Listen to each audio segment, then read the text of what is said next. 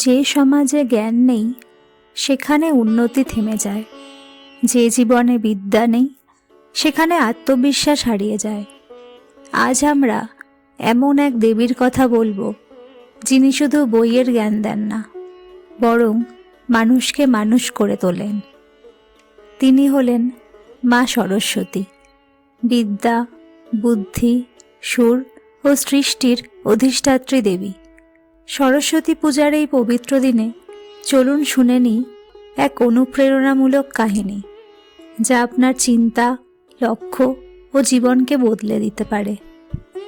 সৃষ্টির শুরুতে এই পৃথিবী ছিল নীরব, নিস্তব্ধ আর অন্ধকারে ভরা। ছিল না কোনো ভাষা, ছিল না কোনো সুর, ছিল না কোনো জ্ঞান। সব কিছু ছিল এলোমেলো।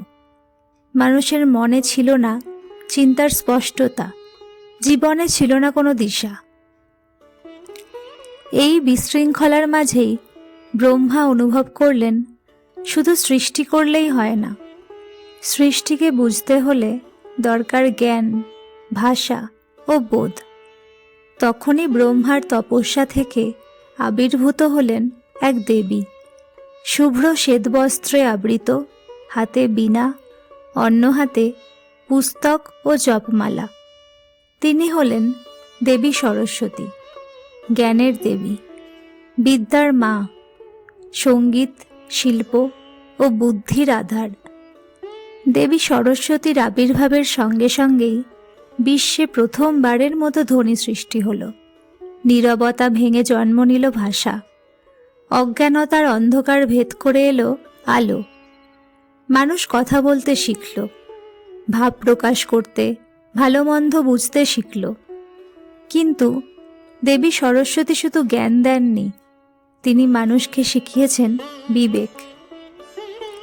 একবার দেবতারা প্রশ্ন করলেন, মা, জ্ঞান দিলে মানুষ অহংকারী হয়ে উঠবে না তো? দেবী সরস্বতী মৃদু হেসে বললেন, যে জ্ঞান মানুষকে নম্র করে না, সে আসল জ্ঞান নয়। এই জন্যেই দেবী সরস্বতীর বাহন রাজহাঁস, যে দুধ আর জল আলাদা করতে পারে। এর অর্থ, জ্ঞানী মানুষ সত্য আর মিথ্যার পার্থক্য বুঝতে শেখে। আর তার পাশে ময়ূর, যা সৌন্দর্য ও শিল্পের প্রতীক। কারণ জীবন শুধু কঠোর জ্ঞান নয়, জীবনকে সুন্দর করাও বিদ্যার কাজ। দেবী সরস্বতী পাহাড়ে বা স্বর্গে নন, তিনি বাস করেন মানুষের মনে, যেখানে কৌতূহল আছে, যেখানে শেখার ইচ্ছা আছে। একজন দরিদ্র ছাত্র, যার বই নেই, যার সুযোগ কম, তার কাছেও দেবী সরস্বতী ঠিক ততটাই নিকট, যদি তার মনে থাকে অধ্যবসায়।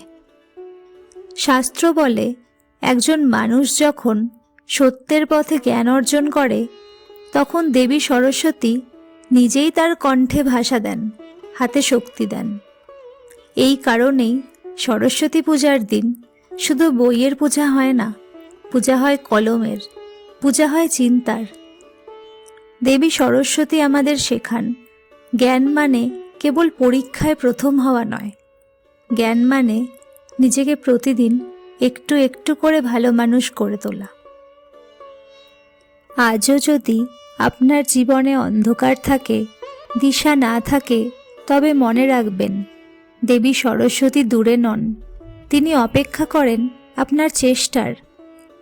এই সরস্বতী পূজায় মা সরস্বতী যেন আমাদের সকলকে আশীর্বাদ করেন, জ্ঞান দিয়ে, বুদ্ধি দিয়ে আর সঠিক পথে চলার শক্তি দিয়ে।